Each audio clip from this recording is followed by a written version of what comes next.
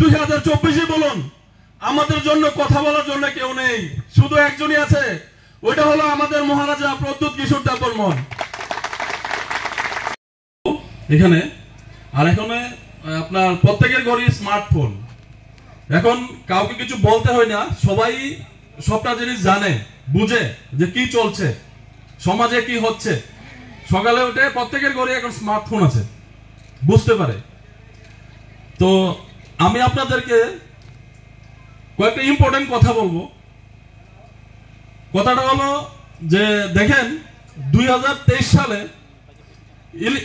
আপনার যখন বিধানসভা নির্বাচন গেল, ওই ইলেকশনের পরে আমরা দেখেছি, বিশেষ করে আমরা যারা মাইনরিটি মুসলিম সম্প্রদায়ের আমরা যারা আছি, বিশেষ করে একটা রাজনৈতিক দল যার সঙ্গে আমরা দীর্ঘদিন জড়িত ছিলাম, কমিউনিস্ট পার্টি সিপিআইএম, ওই 2023 সালের ইলেকশনের রেজাল্ট দেখে মনে হয়েছিল যে যে কটা সিট কমিউনিস্ট পার্টি পেয়েছিল ওইটা মাইনরিটির ভোটই বেশিরভাগ ওইদিকে কনভার্ট হয়েছিল, ওইটা সার্ভে করে দেখা গিয়েছিল।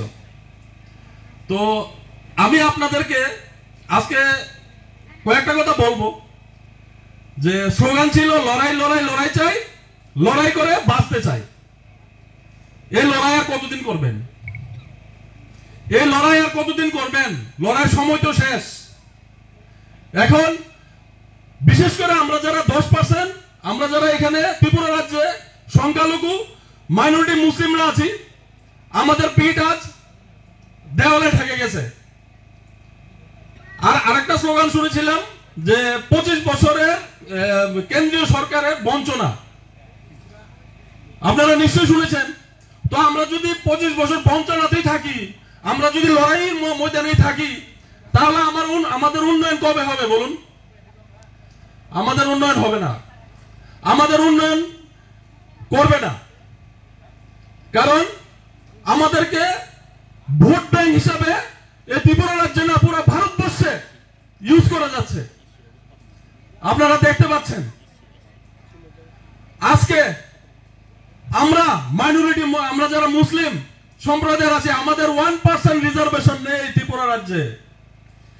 25 বছরের বামফ্রন্ট সরকারের রাজত্বকালে রাজ্য কমিটিতে কোন মুসলমানের নাম নেই। এটা দিয়ে আপনারা কি বুঝতে পারেন?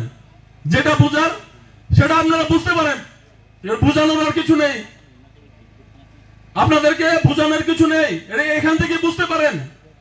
একজন মন্ত্রী ছিল, উনি ছিল কাঠপুতলি, ওনাকে কাঠপুতলি হিসেবে দাঁড় করিয়ে আমাদেরকে ভোট ব্যাংক হিসেবে ইউজ করা ছিল ওদের মূল লক্ষ্য। তো এখন আমাদের ঘুম থেকে ওঠার সময়, ঘুম থেকে জাগার সময়, আমাদের এখন রাজনীতির সময় না। এখন দেখতে পাচ্ছেন যে ত্রিপুরা রাজ্যে 2021 বলুন, 2024 বলুন, আমাদের জন্য কথা বলার জন্য কেউ নেই, শুধু একজনই আছে, ওইটা হলো আমাদের মহারাজা প্রদ্যুৎ কিশোর দেববর্মন। আর আমাদের জন্য কেউ কথা বলে না, কথা বলবে না, আমাদেরকে ইউজ করবে। আপনারা গর্বের সহিত বলতে পারেন মাইনরিটি কোনো গালি নয়, মাইনরিটি হলো পার্সেন্টেজে আপনারা কম হয়। আপনি জানেন আপনারা যে 10% মুসলিম এখানে আছেন, ওই ভারতবর্ষের স্বাধীনতার মধ্যে আপনাদের রক্ত ছিল, আপনাদের পূর্বপুরুষের রক্ত ছিল। আপনাদেরকে আপনাদের ইতিহাস মনে রাখতে হবে যে আপনারা কে। আপনারা মাইনরিটি না, এটা সংখ্যায় কম বলে আপনাকে হিসাবের জন্য আপনাকে মাইনরিটি বলা হয়। আপনার রক্ত তো ওই রক্ত, যে রক্ত দেশ স্বাধীন হতে গিয়ে সবচেয়ে বেশি রক্ত দিয়েছিল এই মুসলিমরা, ওদের বংশধর আপনারা। তো আমি আপনাদেরকে বলবো, এসব প্রলোভনে আর পা দিবেন না। এখন ত্রিপুরা রাজ্যে আমাদের বিশেষ করে মাইনরিটি সম্প্রদায়ের আমাদের যারা মুসলিম ভাইয়েরা আছে, ওটো চালাচ্ছে, বিএ পাস করে ওটো চালাচ্ছে। সমাজ কোথায় নিয়ে যাচ্ছে আপনি দেখুন। শিক্ষিত লোক ঘরে বসে আছে, রিজার্ভেশন নেই আমাদের। কিন্তু আমরা যদি চাই এই ইতিহাস পাল্টাতে পারি, আমরা যদি এক হই, এই ইতিহাস পাল্টাবে। কারণ এই ভারতে 14টা সিট 10% হলো এই ত্রিপুরা রাজ্যে আমরা নির্ণয় আমরা করতে পারি। 12 থেকে 14টা সিট আমরা মাইনরিটিরা যেদিকে মুসলিমরা যেদিকে ভোট দেব সেদিকে যাবে। তো আমি আপনাদের কাছে অনুরোধ করতে চাইব, আপনারা জানেন যে আমাদের বিপদের বন্ধুকে আমাদেরকে কার পাশে থাকতে হবে ওটা আপনাদেরকে বুঝাতে হবে না। ওই দিন যখন রানীবাজার চলছিল সারা রাত্র ঘুমাইছিলাম না, তো মহারাজকে ফোন করেছিলাম, মহারাজ आप ही तो है रूप में जो अल्लाह ने आपको भेजा है हम लोगों को मदद करने के लिए, वहां पर घर जल रहा है महाराज, आप थोड़ा मदद कीजिए महाराज। তো আমি দেখছি যে আমার মহারাজ উচ্চ নেতৃত্বের সঙ্গে কথা বলেছে, আমার মহারাজ পুলিশের সঙ্গে কথা বলেছে। আমি ওখানে আবার ফোন করলাম, বলছে হ্যাঁ এখানে উচ্চ নেতৃত্বের স্থানে সবাই আসছে, আর ঝামেলা হবে না। কিন্তু আমরা যারা মাইনরিটি মুসলিমরা আছি আমরা কি 25 বছর কোন রাজনৈতিক দলের সঙ্গে ছিলাম না? কোন রাজনৈতিক দলকে আমরা ভোট দেইনি? আমাদের বিপদের সময় আমরা তাদের পাইনি কেন পেলাম না? এটা আমাদেরকে বুঝতে হবে, এটা আমাদেরকে বুঝতে হবে। তো আমি বলবো আমাদের কোনো রাজনীতি না, আমাদের কোনো রাজনৈতিক বিষয় নিয়ে আলোচনা না, আমাদের নেতা আমাদের গার্জিয়ান আমাদের লিডার একজনই, উনি হলেন মহারাজা প্রদ্যোৎ কিশোর দেববর্মন। কথা বলবে, আপনার কথা শুনবে। আপনি এরকম লিডার পাবেন না, এরকম রাজা পাবেন না। ইতিহাস থেকে আমাদের জন্য অনেক কিছু করে আসছে। কি করেনি বলুন? রাজবাড়িতে নামাজের জায়গাটা পর্যন্ত আছে, আমরা নামাজ পড়তে পারি।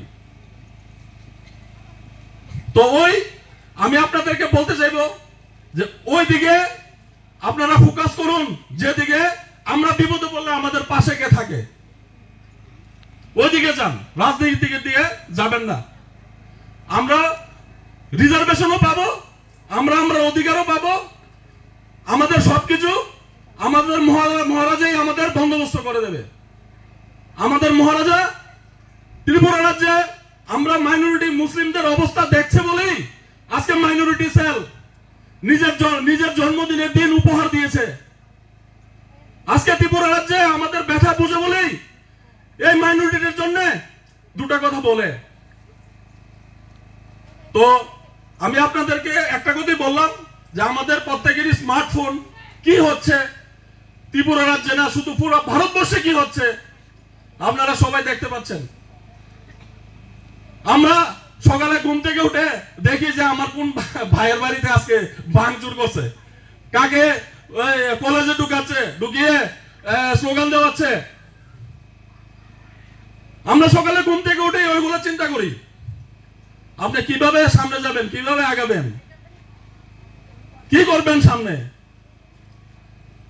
সামনে আমাদের এক আল্লাহ আছে, আর এই ত্রিপুরা রাজ্যে আমাদের মহারাজ আছে। আমরা রাজনীতি করবো না, আমাদের মহারাজার কমান্ড আমাদের কমান্ড।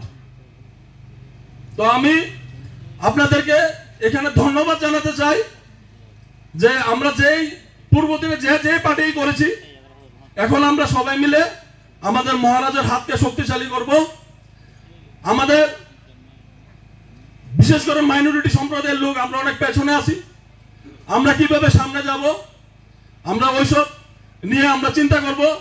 আমাদের মহারাজার কাছে আমরা মেসেজ পৌঁছাবো, কারণ আপনি মহারাজা ছাড়া কারোর কাছে মেসেজ পৌঁছালে আপনি কিছু পাবেন না। যদি পেতেন 25 বছরই পেতেন।